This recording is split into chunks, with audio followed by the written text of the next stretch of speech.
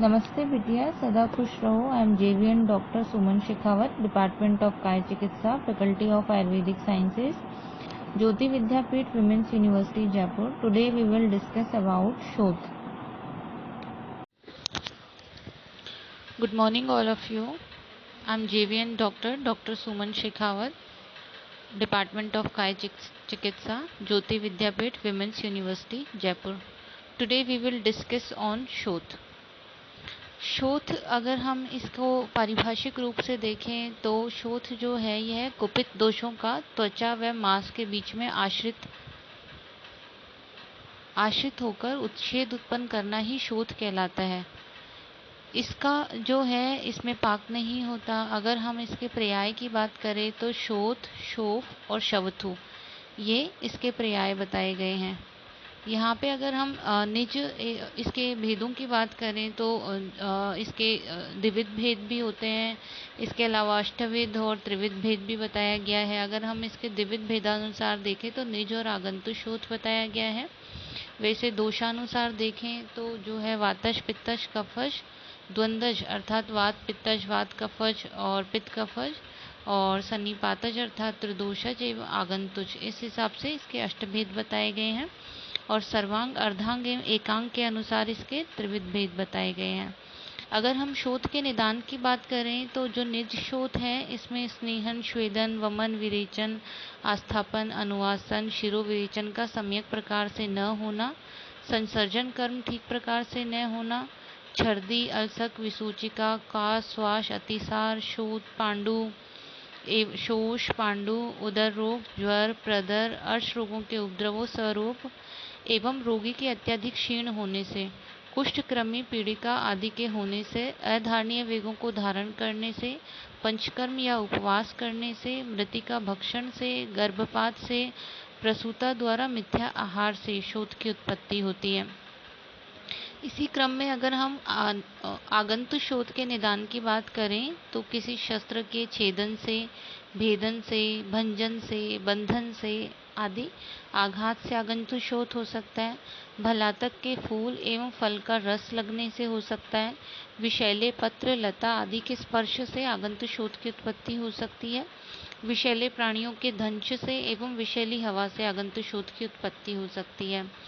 अगर हम इसके निदान अर्थात संप्राप्ति जो है पैथोजेनेसिस की बात करें तो यह निदान जो अभी मैंने आपको बताया निज एवं आगंतु शोथ के जो निदान है इनका सेवन करने से प्रकुपित वात का प्रकोप होगा। ये प्रकुपित वात जो है रक्त, पित्त एवं कफ को दूषित कर बाह्य शिराओं से में ले जाती है और वहां से अवरुद्ध होकर त्वचा और मांस के बीच में आश्रित होकर उभार को उत्पन्न करती है। यही शोथ है। अगर हम इसके संप्राप्ति घटक की बात करते हैं तो इसके अनुसार जो है दोष, यह त्रिदोषज व्याधि होती है। दोष्य इसके अंदर रक्त होता है। अधिष्ठान के अकॉर्डिंग त्वचा और मांस जो है यह इसका अधिष्ठान होता है व्याधि का। आचार्य वाघभट्ट ने अष्टांग हृदय के अंदर निदान स्थान के अंदर इसके पूर्व रूप जो है दवथु, शिराओं में आयाम जो है शिरा आयाम एवं अंग गौरव। दवथु से तात्पर्य यहाँ अक्षिदाह से है अर्थात आंखों के अंदर बर्निंग सेंसेशन। शिरायाम से तात्पर्य है शिराओं का फूल जाना, ठीक है। अंग गौरव से तात्पर्य है शरीर के अंदर भारीपन होना। इस प्रकार से जो है यह इसके पूर्व रूप है अर्थात व्याधि के लक्षण प्रकट होने से पहले की अवस्था जो है वह। अब अगर हम इसके लक्षणों की बात करें तो लक्षणों में आया है कि गौरव, अस्थिरता, ठीक है, गौरव होगा और अस्थिरता जो होती है इंस्टेबिलिटी। उसके अलावा उत्षेद अर्थात शोथ, उभार होता है यहाँ पे। ऊष्मा, वह थोड़ी गर्माहट होती है उस जगह पे। शिराओं में तनुत्व यानी कि जो है पतलापन जो है शिराओं में देखने मिलता है। इसके अलावा लोमहर्ष होगा एवं विवर्णता। यहाँ पे शिरा तनु तो जो है जैसे वेसल्स में परमेबिलिटी इंक्रीज होके और जो है फ्लूइड एस्केप करता है एक्स्ट्रा जो पेरिटोनियल स्पेसेस हैं या एक्स्ट्रा जो है वेस्कुलर स्पेसेस है उनके अंदर, तो इसलिए यहाँ शिरा तनु तो शिराएं जो हैं पतली पड़ती हैं, उन परमेबिलिटी इंक्रीज होती है, फ्लूइड बाहर आता है। ये कंडीशन के लिए आया है, ठीक है। और लोमहर्ष एवं विवर्णता जो है डिस्कलरेशन अर्थात शोथ वाली जो जगह है उसके ऊपर कलर चेंज हो जाता है। ये इसके लक्षण हैं। अगर हम वातिक शोथ की बात करते हैं तो वातिक शोथ जो है ये रैपिड पिटिंग एडिमा है, अर्थात जो है यहाँ पे तुरंत से जो है शोथ को जैसे ही हम दबाएंगे तो वह दब जाएगा और छोड़ते ही तुरंत जो है वापस उठ जाता है। अर्थात शोथ जो है वातिक शोथ के अंदर अस्थिर शोथ होता है। इसको दबाने पर दब जाता है, दबाव हटाने पर एकदम से वापस उठ जाता है। यह दिवाबली होता है, अर्थात दिन में ज़्यादा एवं रात्रि के अंदर कम हो जाता है। अगर हम कफश शोथ की बात करते हैं तो यह स्थिर शोथ होता है, दबाने पर धीरे से दबे और दबाव हटाने पर धीरे से उठ जाता है। कफश शोथ जो होता है यह रात्रि बली होता है, अर्थात रात में आराम करने पर जो है यह बढ़ जाता है।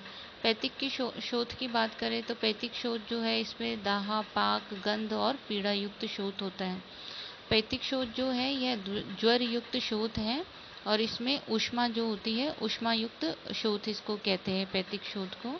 अगर हम शोथ के उपद्रवों की बात करें तो शोथ के अंदर 7 उपद्रव बताए गए हैं। इसमें छर्दी, तृष्णा, ज्वर, अतिसार, अरुचि, दौर्बल्य एवं श्वास जो है यह इसके उपद्रव हैं। अगर साध्यता असाध्यता की दृष्टि से देखें तो शोथ जो है उपद्रव रहित नवीन शोथ जो है यह साध्य होता है। शरीर के मध्य भाग में और सर्व शरीरगत शोथ जो है कृच्छ साध्य होता है। उपद्रव युक्त शोथ जो है इसको असाध्य बोला गया, अर्थात उपद्रव रहित शोथ तो होगा साध्य और उपद्रव युक्त शोथ जो है असाध्य होता है। अगर हम वातिक अधिक स्थूल एवं खर शोथ हो तो वह भी असाध्य होता है। बालक में, वृद्ध में, दुर्बल रोगियों में शोथ जो है इसे भी असाध्य शोथ कहा गया है। अर्धांग में होने वाला शोथ और ऊपर की ओर बढ़ने वाला शोथ जो है असाध्य होता है। अर्धांग में होने वाला शोथ एवं ऊपर की ओर बढ़ने वाला शोथ जो है असाध्य होता है। चिकित्सा सूत्र के अकॉर्डिंग आमद शोथ जो है इसमें लंघन और पाचन चिकित्सा बताई है और इसी प्रकार दोष क्रम से बड़े हों तो संशमन चिकित्सा बताई गई है। दोष अगर अधिक बड़े हों तो संशोधन चिकित्सा अर्थात वमन एवं विरेचन चिकित्सा जो है यह बताई गई है। इसके अंदर शोथ की चिकित्सार्थ जैसे पथ्यादि क्वाथ का, पुनर्नवाष्टक क्वाथ का, त्रिफला क्वाथ का प्रयोग बताया गया है। जैसे पुनर्नवाष्टक क्वाथ है, इसके अंदर जो है पुनर्नवा होता है या डायूरेटिक होता है। पथ्यादि क्वाथ में पथ्या होती है हरित की, यह रेचन का कार्य करती है। त्रिफलादि क्वाथ में भी जो है हरड़ होती है, ये रेचन का कार्य करता है। इसके अलावा गौमूत्र जो है, गौमूत्र भी जो है शोधन और लेखन दोनों का कार्य करता है। इसके अलावा जैसे पुनर्नवा मंडूर, पुनर्नवासव एवं अष्टशतरिष्ट और जो है कंस हरित की एवं गुड़ अदरक प्रयोग। इसी के साथ ही जो है शोथ के हम लोग चिकित्सा उपक्रम पढ़ रहे हैं। शोथ के अंदर कुछ विशेष चीज़ें हैं जो कि ध्यान रखने योग्य हैं। यदि आम दोष से शोथ की उत्पत्ति हो तो प्रथम लंघन और पाचन औषध से चिकित्सा करनी चाहिए। यदि दोषों के अधिक बढ़ जाने के कारण शोथ की उत्पत्ति हो तो संशोधन क्रम का प्रयोग करना चाहिए, यानी कि विशोधन चिकित्सा जो है वमन और विरेचन के द्वारा प्रथम चिकित्सा करनी चाहिए। यदि सिर प्रदेश के अंदर शोथ की उत्पत्ति हो तो शिरोविरेचन नस्य का प्रयोग करना चाहिए। यदि शरीर के अधः भाग में शोथ की उत्पत्ति हो तो विरेचन के द्वारा दोषों को बाहर निकालना चाहिए। यदि शरीर के ऊर्ध्व भाग के अंदर शोथ की उत्पत्ति हो तो वमन आदि जो के द्वारा दोषों को बाहर निकालना चाहिए। यदि स्नेह वस्तु के सेवन से अधिक सेवन से शोथ उत्पन्न हुआ हो तो रुक्ष क्रियाओं के द्वारा तथा रुक्ष वस्तु के अत्यधिक सेवन से शोथ की उत्पत्ति हुई हो तो स्नेह का प्रयोग करके और चिकित्सा करनी चाहिए। वातज शोथ में मल की विबद्धता हो तो निरूबस्ती का प्रयोग कराना चाहिए।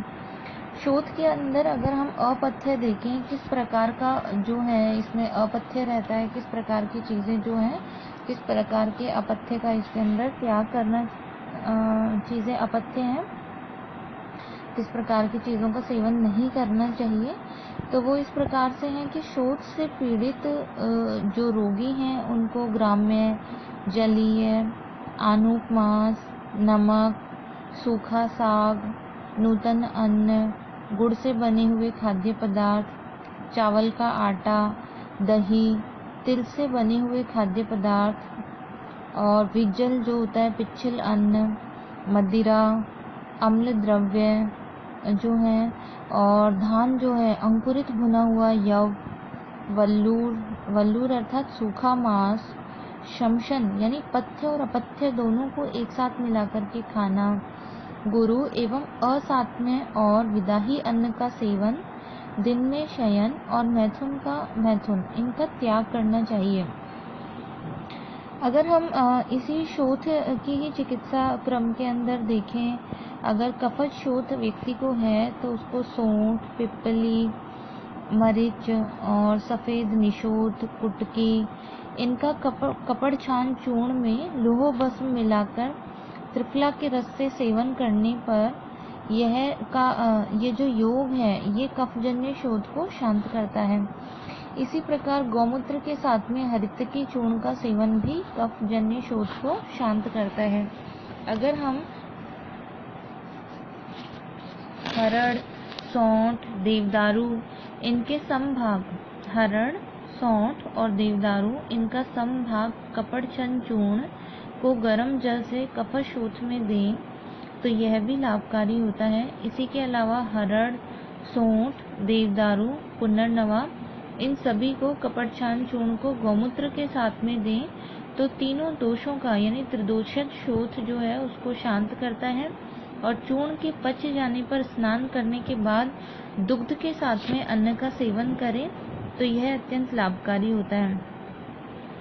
इसी क्रम में अगर जो है पुरुष यदि वातशोथ से पीड़ित है तो पुनर्नवा का मूल, सौंठ और खेत का मोथा जो होता है ना, इनको एक एक कर्ष मात्रा में लेके इनका कल्क बना के एक प्रस्थ दुग्ध में विधि पूर्वक पका करके अथवा मयूरक, अपामार्ग का मूल, पिपला मूल, सौंठ प्रत्येक एक कश लेकर इनका कल्क बनाकर एक प्रस्थ दूध में विधि पूर्वक पान करें। यह भी शोथ को शांत करने वाला होता है। वात पित्तजन्य शोथ की चिकित्सा अगर हम देखें, दंती मूल, सफ़ेद निशोथ, सौंठ, पिप्पल, मरीच, चित्रक मूल इन सब का एक एक कर्ष इनका कल्क बनाकर 2 प्रस्थ गोदुग्ध में पकावे। जब आधा दूध जल जाए तो छान कर वात पित्तजन्य शोथ में पीने के लिए देना चाहिए। यह दूध के पीने से दोषों का नाश होता है तथा विरेचन द्वारा दोष नष्ट हो जाते हैं। इस दूध का प्रयोग दिन में 3-4 बार करना चाहिए अथवा सौंठ, देवदारू इनके क्वाथ से सिद्ध किया हुआ गौदुग्ध यह भी प्रयोग किया जा सकता है अथवा काली निशोथ, एरंड का मूल, मरीच इनके कल्क से पकाया हुआ गोदुग्ध इसका प्रयोग किया जा सकता है। दालचीनी, देवदारू, गदहपूर्णा, सौंठ इनके कल्क से पकाया हुआ गोदुग्ध अथवा गुड़ोच, सौंठ, दंती का मूल इनके कल्क से पकाया हुआ गौदुग्ध का सेवन करना चाहिए। शोथ से पीड़ित रोगी भोजन और जल का परित्याग कर 7 दिन तक या 1 मास तक ऊँटनी का दुग्ध पान करे अथवा गौ के दुग्ध में गौमूत्र मिलाकर के अथवा भैंस के दुग्ध में गौमूत्र मिलाकर के पान करें। दूध के आहार पर रहते हुए गौमूत्र पान करना चाहिए। अगर शोथी के अतिसार में हम देखें, शोथी जो होता है उसके अतिसार में किस तरह का कर्तव्य पालन करना चाहिए, तो शोथ से पीड़ित जिन रोगियों को अतिसार हो और मल गुरु हो अथवा आम हो, सौंठ, पीपल, मरीच, सेंधा नमक और मधु मिलाकर के तक्र का पान करना चाहिए। दोष से युक्त मल पतला हो, आम हो, रुक रुक कर निकलता हो अथवा तो या फिर हरड़, सौंठ के चूर्ण में गुड़ मिलाकर के खिलाना चाहिए। शोथी में अगर विबंध रहता है तो ऐसी कंडीशन में शोथ से पीड़ित जिन रोगियों का मल या अपान वायु न निकलती हो तो भोजन के पूर्व एरंड के तेल अथवा मांस रस में मिलाकर के पिलाना चाहिए। शोथ रोग में स्रोतों का अवरोध हो, अग्नि व भोजन में रुचि नष्ट हो गई हो तो विधि पूर्वक बनाई हुई मदिरा या फिर अरिष्ट का पान करना चाहिए। Thank you. I hope you all are satisfied with this session. This session is powered by Digital Version 2.0 Jyoti Vidyapeeth Women's University Jaipur. If you feel any kind of problem with this session, please mention in the comment box. I will resolve it soon. Thank you.